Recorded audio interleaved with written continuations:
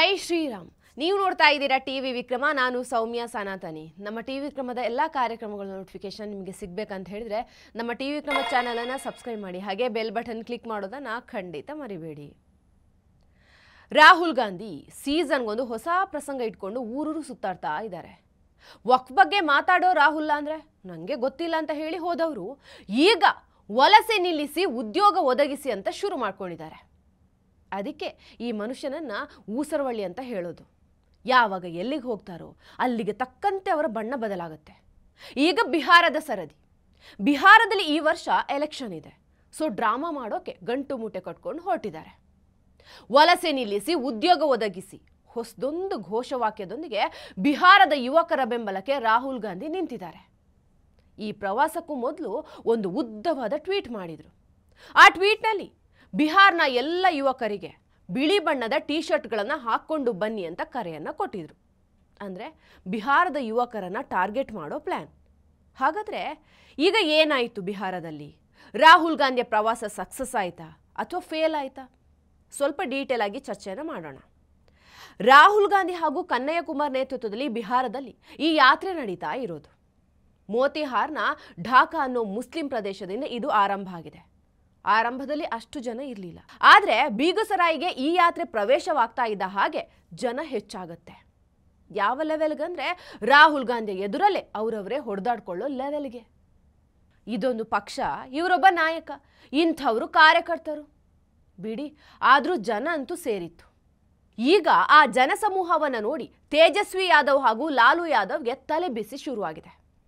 ಕನ್ನಯ್ಯ ಕುಮಾರ್ ಬಿಹಾರ್ಗೆ ಬಂದು ಅಲ್ಲೇ ಸೆಟಲ್ ಆಗ್ತಾರೆ ಅನ್ನೋದನ್ನ ಲಾಲು ಹಾಗೂ ರಾಬ್ರಿ ದೇವಿ ಅವರ ಕುಟುಂಬ ಅಂದ್ಕೊಂಡೇ ಇರಲಿಲ್ಲ. ಕಳೆದ 2 ಚುನಾವಣೆಯಿಂದ ಅವರನ್ನ ಸ್ಪರ್ಧಿಸೋದಕ್ಕೆ ಬಿಡ್ತಾ ಇರಲಿಲ್ಲ. ಲೋಕಸಭಾ ಟಿಕೆಟ್ ಕೂಡ ಸಿಗದಂತೆ ನೋಡ್ಕೊಂಡಿದ್ರು.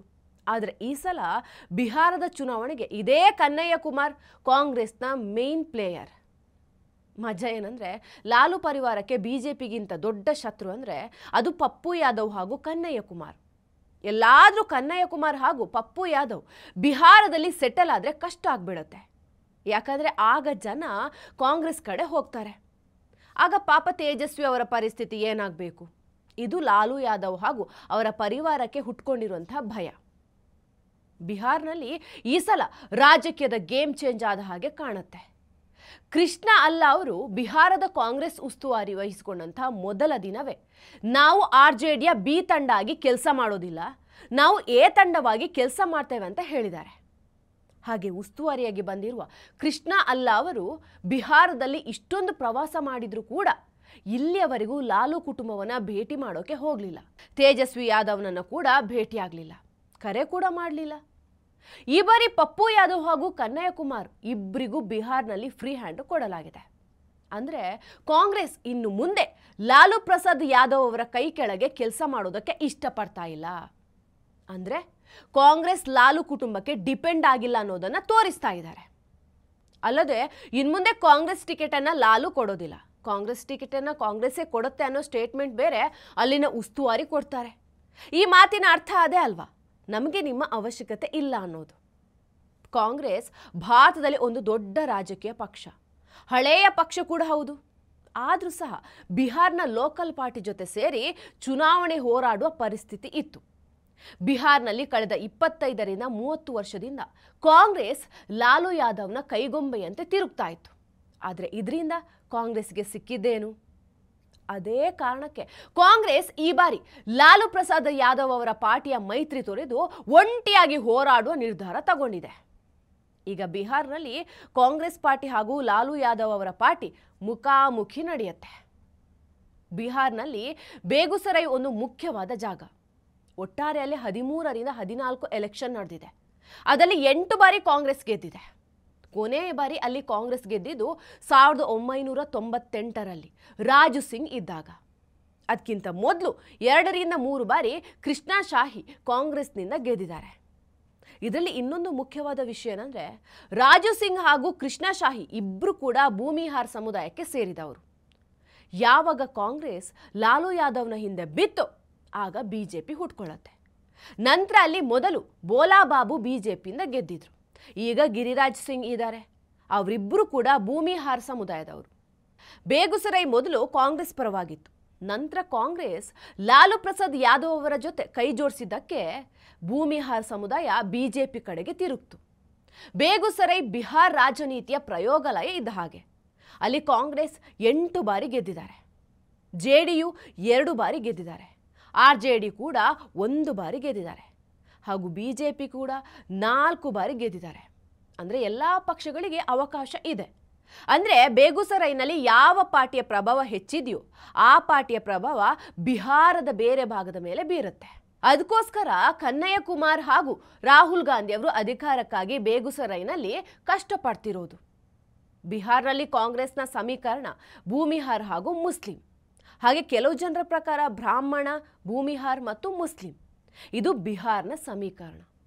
ಒಬಿಸಿ ಲಾಲು ಯಾದವ್ ಹಾಗೂ ಬಿಜೆಪಿ ಪಕ್ಷದಲ್ಲಿ ಹಂಚಿ ಹೋಗಿದೆ. ಮೇಲ್ಜಾತಿಯವರು ನಿತೀಶ್ ಕುಮಾರ್ನೊಂದಿಗೆ ಕೋಪಗೊಂಡಿದ್ದಾರೆ. ಅದರಲ್ಲಿ 2 ಮೇಲ್ಜಾತಿಯವರು ಕಾಂಗ್ರೆಸ್ ಕಡೆ ಬಂದರೆ ಬಿಹಾರ್ನಲ್ಲಿ ಕಾಂಗ್ರೆಸ್ ಬಲಿಷ್ಠವಾಗುತ್ತೆ. ಕಾಂಗ್ರೆಸ್ ಪಾರ್ಟಿ ಬಿಜೆಪಿ ಪಕ್ಷವನ್ನು ಸೋಲಿಸುವ ಸಾಮರ್ಥ್ಯ ಹೊಂದಿದೆ ಅಂತ ತಿಳಿದ ತಕ್ಷಣ ಮುಸಲ್ಮಾನರು ಲಾಲು ಯಾದವ್ ಪಕ್ಷ ತೊರೆದು ಕಾಂಗ್ರೆಸ್ ಕಡೆ ಬರ್ತಾರೆ. ಇದೇ ರಣನೀತಿಯನ್ನ ಕಾಂಗ್ರೆಸ್ ಬಳಸ್ತಾ ಇದೆ.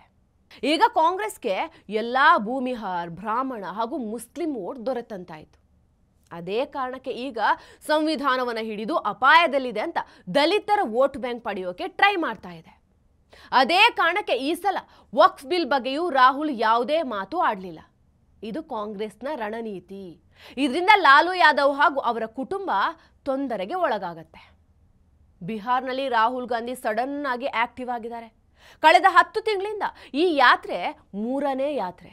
PBSC ವಿದ್ಯಾರ್ಥಿಗಳ ಆಂದೋಲನ ನಡೆದಾಗ ಪಾಟ್ನಾದಲ್ಲಿ ಇರುವ ತೇಜಸ್ವಿ ಯಾದವ್ ಆ ವಿದ್ಯಾರ್ಥಿಗಳ ಬಳಿಗೆ ಹೋಗೋದಿಲ್ಲ. ಅದೇ ರಾಹುಲ್ ಗಾಂಧಿ ದೆಹಲಿಯಿಂದ ಬಂದು ವಿದ್ಯಾರ್ಥಿಗಳ ಬಳಿ ಕೂತ್ಕೋತಾರೆ. ಈ ರೀತಿ ರಾಹುಲ್ ಗಾಂಧಿ ಯಾತ್ರೆ ಮುಂಬರುವ ಸಮಯದಲ್ಲಿ ಹೆಚ್ಚುತ್ತೆ. ರಾಹುಲ್ ಗಾಂಧಿ ಮುಂದೆ ಯಾತ್ರೆ ಮಾಡಿದ ಹಾಗೆ ಬಿಹಾರ್ನಲ್ಲಿ ಕಾಂಗ್ರೆಸ್ ಬಲಿಷ್ಠವಾಗ್ತಾ ಹೋಗುತ್ತೆ. ಹಿಂಗೆ ಆದರೆ ಇನ್ನೊಂದು ಮೈತ್ರಿ ಮುರ್ಕೊಂಡು ಬೀಳೋದು ಗ್ಯಾರಂಟಿ.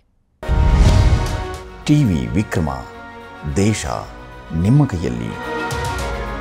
ಈ ಕಾರ್ಯಕ್ರಮ ನಿಮಗೆ ಇಷ್ಟ ಆಗಿದ್ದಲ್ಲಿ ಲೈಕ್, ಶೇರ್ ಹಾಗೂ ಕಮೆಂಟ್ ಮಾಡಿ.